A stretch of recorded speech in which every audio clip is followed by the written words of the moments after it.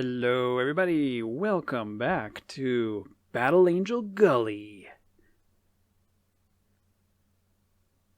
I know we're starting in kind of a weird place here, but in the last episode, all of our characters were escaping from a giant tornado. And Gully was driving and talking to Bigot at the time. And so she wasn't paying attention and she crashed into a building, which is why we start the episode here with everybody lying around. Of course, our hero, Fogia here, isn't going to be lying around. Nobody can keep him down for long.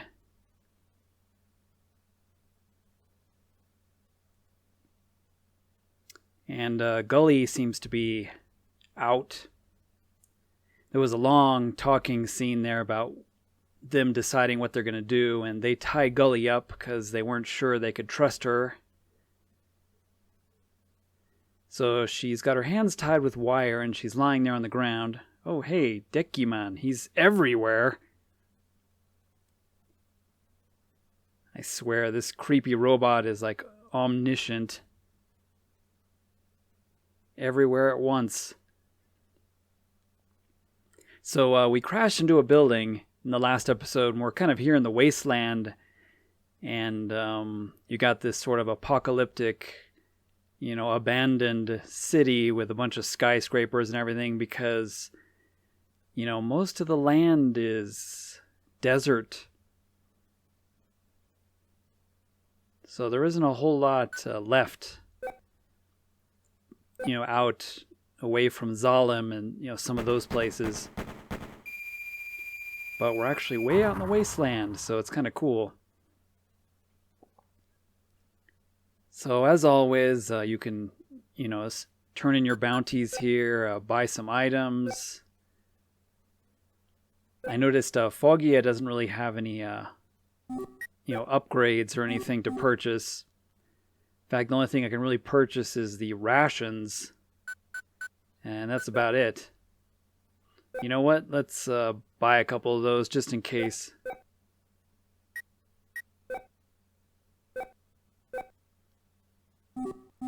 I mean, got the money for it, so might as well, right?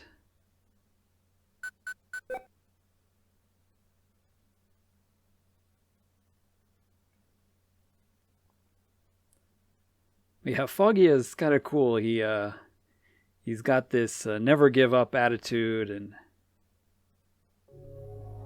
at the same time, he's a pretty great warrior. Strong fighter, so yeah, I'm kind of surprised at some of the interesting environments this game has. Even though it's got the old style pseudo cheapy 3D, effects with some funny clipping issues, it's still kind of cool, some of the areas that they've designed. Of course, we have our limitations on where we can go. Guess I'm going into this building here.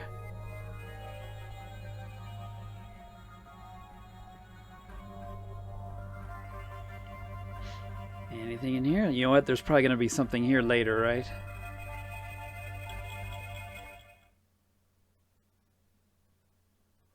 But yeah, in the future, post-apocalyptic future, all we've got is these run-down skyscrapers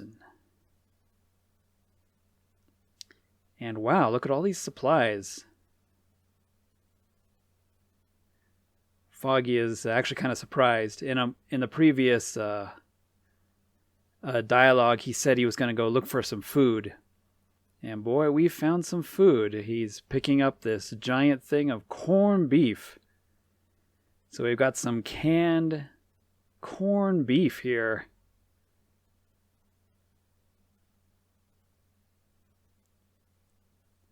Taking it back to Jorg, who is the blonde guy there. If you remember in the last episode, they were both guards on the train working for the factory.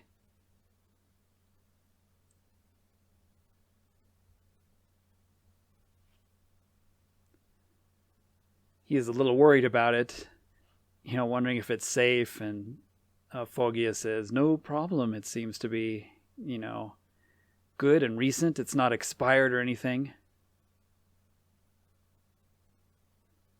It's like, you should stay positive. Jorg's just thinking of eating his own just rations instead. But how is Gully doing, our heroine? Have you awoken, Gully-chan? Are you feeling a little hungry? Remember, even though Gully is mostly cyborg, she still has to eat. And yeah, that's exactly what Fogia just mentioned. Even though you're mostly cyborg, she still needs the energy for her heart and brain.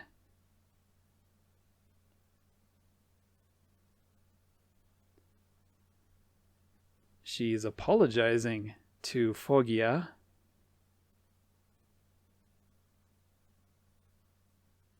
Since she was considering, or she mentioned, she was just going to leave him in the desert to die. And didn't tell him the truth that she was tuned, or, one of the tuned members and working for Bigot in Zalem. So basically Gully explained there what had happened, and how she was working for Bigot and she was tuned.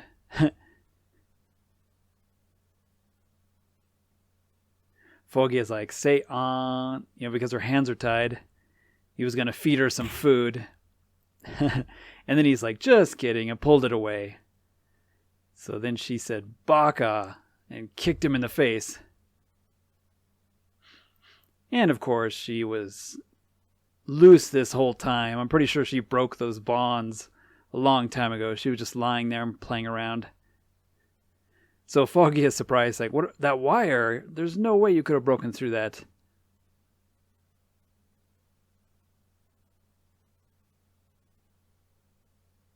Uh-oh, Jorg is yelling at us. Taienda!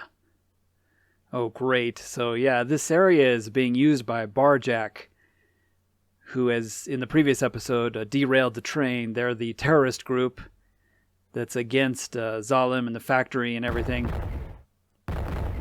And yeah, that's why all those supplies were here in this apparently abandoned city. Because Barjack is using this as a base of operations. We just took some of their supplies.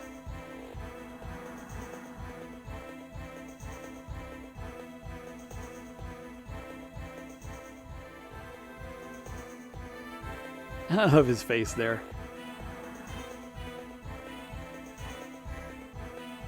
So yeah, Jorg is like pretty much a coward. He's afraid of fighting and whatnot.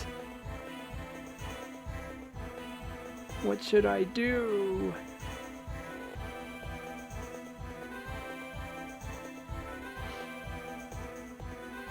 So we're gonna stand our ground here. Gully took off apparently. Oh, there's an enemy approaching. And it looks like Gully-chan took out a bunch of guards.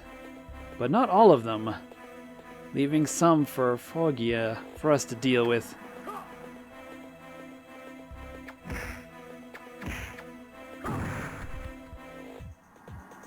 Not sure what I think about all these enemies that have weapons.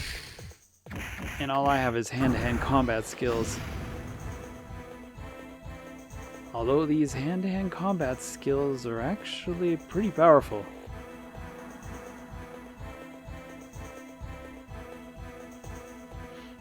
So I guess I'm going back in the building. Just want to make sure, I'm looking around, making sure there's no new places I can go.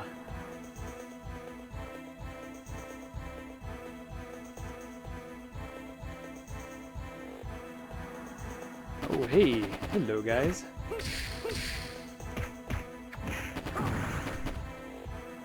Dang it, the guy's shooting at me while I'm trying to take out this other one.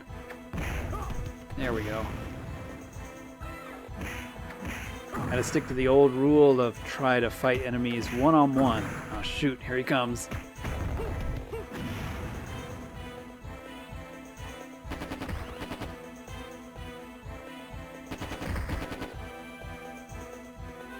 It's like you can block the gun attack, but pushes you back and does some damage.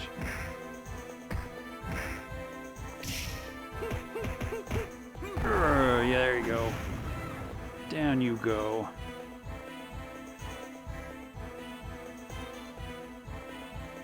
I'm kind of digging this sort of sudden change in character. I'm sure it's going to be for a short time, and then we'll be back to using our lovely battle angel. But it's kind of neat to give the game a little bit of variety.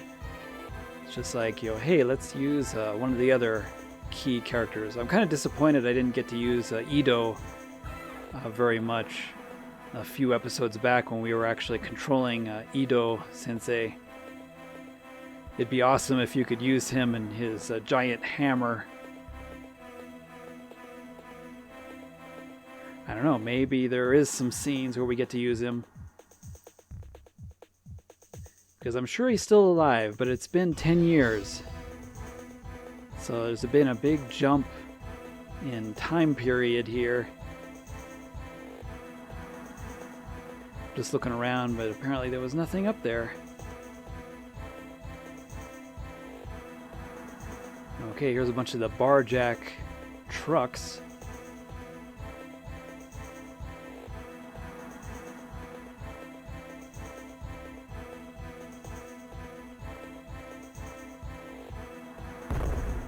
Bring it on! And suddenly he blows up. Of course, Gully.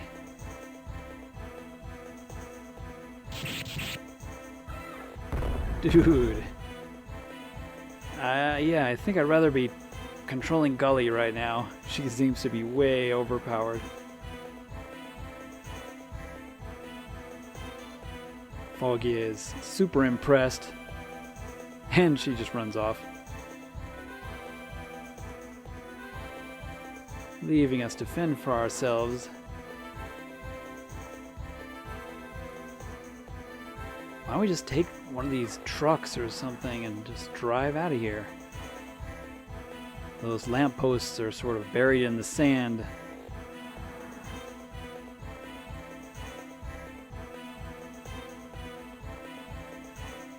Occasionally you find these areas like not sure where to go, and I noticed if you hit the select button for combat mode, you know, it'll put a red bar blocking the locations. You know, while you're in fighting mode, you can't leave the screen, so then you can tell where you can go and where you can't. Aha! See, by doing that, I could see the red line, and I knew that this was a section that you could go to. So that's a nice little, I guess, tip or bonus. You know, if you're lost and you can't tell which direction the screen will load into a new screen, you just go into combat mode, and that red bar will appear showing you the exits to the area, basically.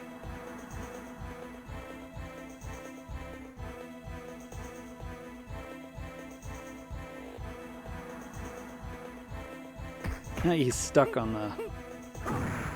And I'm kind of stuck on it. Stuck on that lamp pole there that's buried in the sand.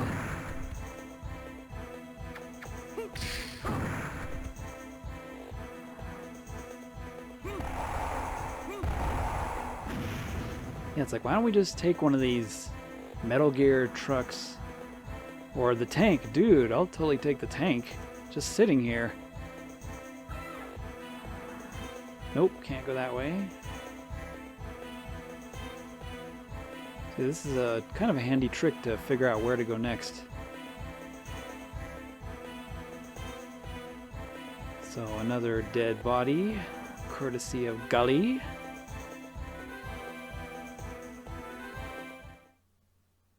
Guess we're going this way. Alrighty then.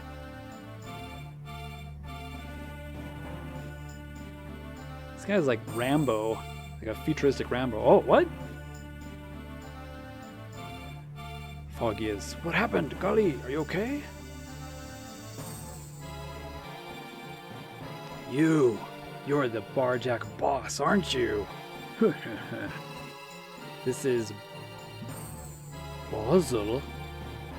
Commander Basil. What did you do to Gully? Foggy is upset. She's just stunned right now, but we haven't killed her or anything. Foggy. So I guess they just sort of numbed her with some kind of electric pulse or something. So she can't move.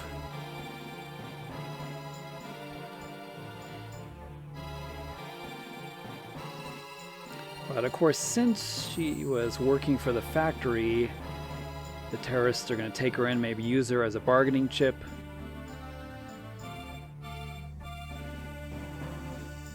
Okay, there was a pretty long dialogue there that I cut out, and basically Jorg was here, and he turned us in to the terrorists. He sort of surrendered and turned in Gully and Fogia, which I don't really know how he did that, but basically he betrayed us. And he was explaining there he was weak. Whoa. Gully's yelling, Fogia! As they use the tanks and all the guns to collapse the building on top of Fogia. But yeah, Jorg here surrendered and just sort of became a traitor. As Gully just said just now, Yokumo! Skiratta no ni. I cared about him. So she's talking about Fogia, of course. So she's really pissed because there's another guy that she's actually cared about now. Dude just shoots her. So Gully was getting pretty upset. But of course, Jorg here is weak. He's not a really strong warrior, and he has a family that he's worried about, and so he sort of went AWOL and betrayed us.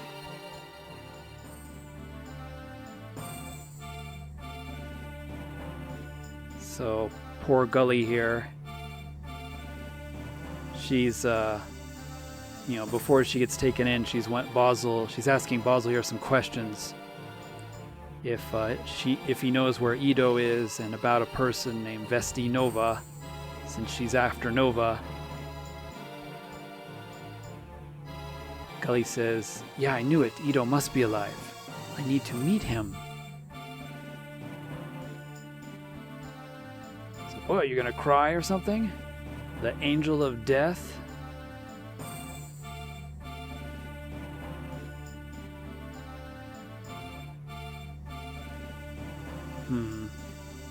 So apparently this Basel has heard of Ido, and perhaps has crossed paths with him in the past. Bleh.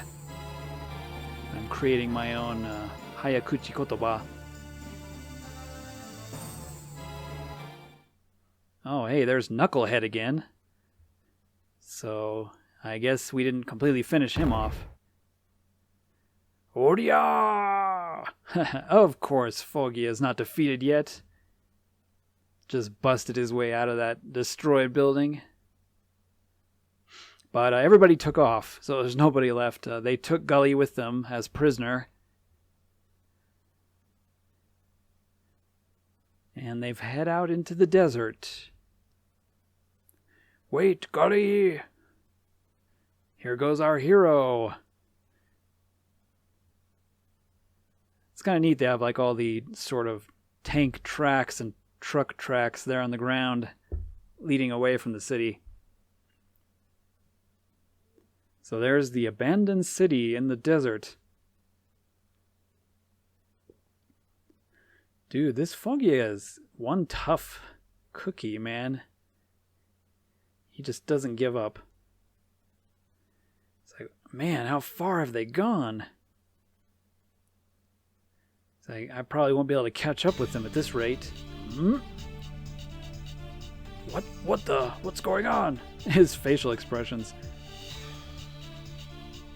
Wow, we suddenly have some smoke coming up in the distance. We're gonna go check it out. So something's happened to the caravan.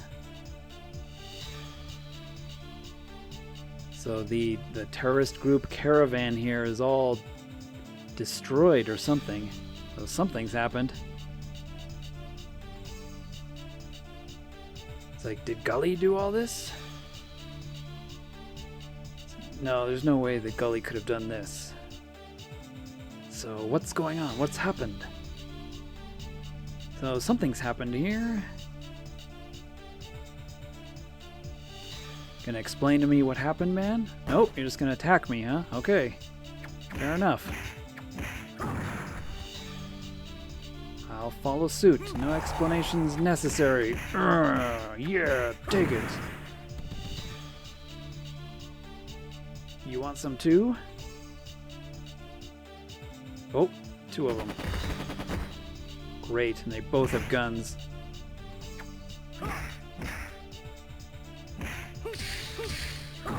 Take out this guy first.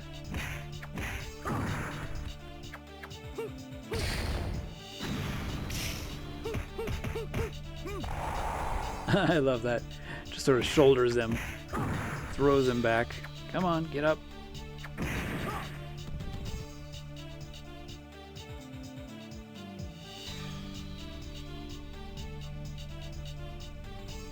Wow, all these vehicles smoking. Somebody seriously messed up this caravan.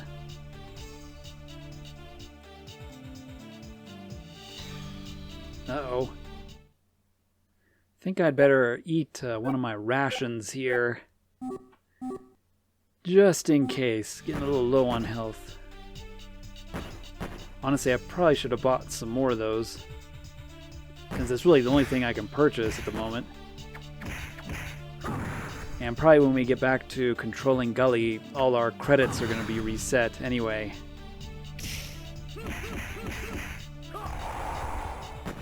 I love that kick.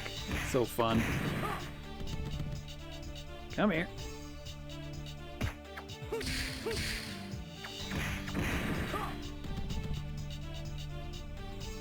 Yeah, some of the combos and the moves, when you pull them off, feel really nice in this game.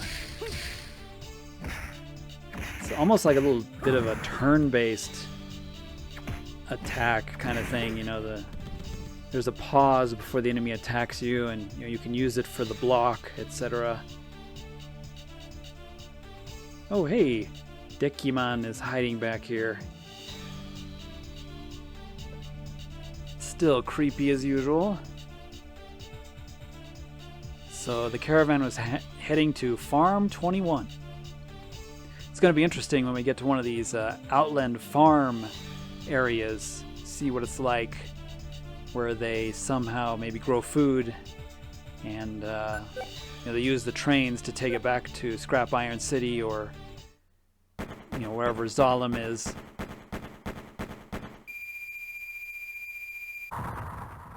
So yeah, I got all this money, but I can't really use it for any upgrades, so I might as well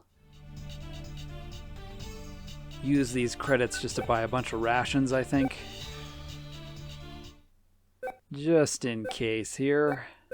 Stock up on these. Should be good.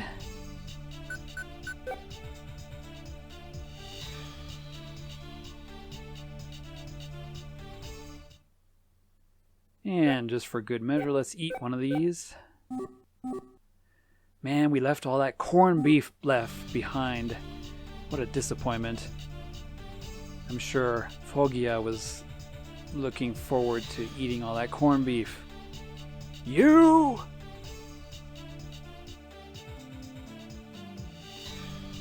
Shibutoi otoko da. Boy, you are one tough man. There's Basil again. That's right. What's happened here? A Knucklehead. For some reason, Knucklehead himself is doing his own thing. Maybe being a double agent for the factory. So apparently Knucklehead sabotaged whatever is going on here with the caravan on their way out. And took Gully with him. Probably because the factory and Zalem, of course, want Gully back. Everybody's interested in Gully, you know?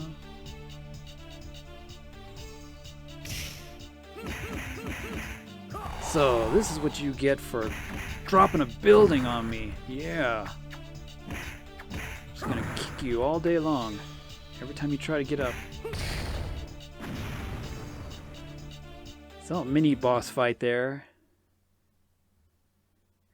That's what happens when you drop a building on somebody.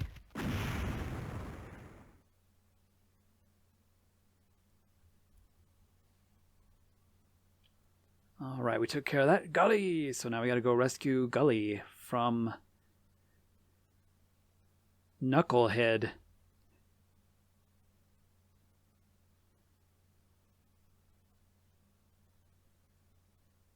So Foggy is wondering here what he's going to do with Gully and what he wants with her. I'm pretty sure he's just supposed to turn him in. Oh, somebody's shooting at me. Basil, you're still alive. Great. He's like floating, hovering there without his legs. Basil's now half the man he used to be. Oh, and beside him is Jorg. Basil says, "Kill him, Jorg." Since Jorg kind of betrayed. And he's got a suit. Wow. They gave him a mech suit to walk in. Oh, yeah. Jorg double-crossing. Again. Jorg, Kisama! It's like, we have to destroy the factory. Zalem, they're the enemy. So in a way, these, like, terrorists... Oh, he got up and shot him, and so they both killed each other. Jorg! Well, hey, in the end, at least, Jorg turned back to the side of righteousness. So Jorg here says he's sorry, and also tell Gully that he's sorry that he betrayed them.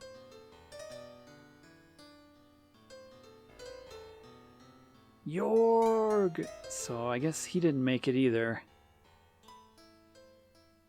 Bummer. Okay, guys, I think I'm going to take a break here. We're about at the 30-minute mark. So in the next episode, we'll keep going with this story, see if we can rescue our lovely battle angel. Thanks for watching, and we'll see you all in the next episode. Johnny.